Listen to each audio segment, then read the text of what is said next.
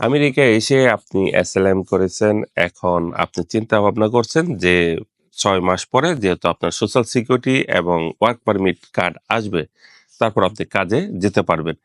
এখন এই ৬ মাস আমার খরচটা কেমন হতে পারে?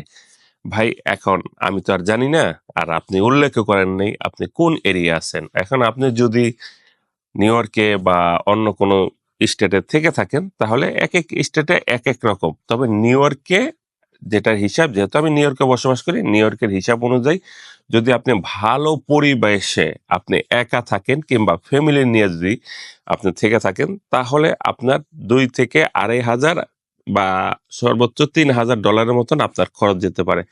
আর যদি একা থাকেন তাহলে আপনার কমপক্ষে $১৫০০ আপনার নিচের পক্ষে খরচ লেগে যাবে। তাহলে আপনি হিসাব করে দেখুন প্রতি মাসে যদি ১৫০০ করে হয় কিংবা ৳২,৫০০ করে হলে কত টাকা ৬ মাসে আপনাকে গুনতে হতে পারে।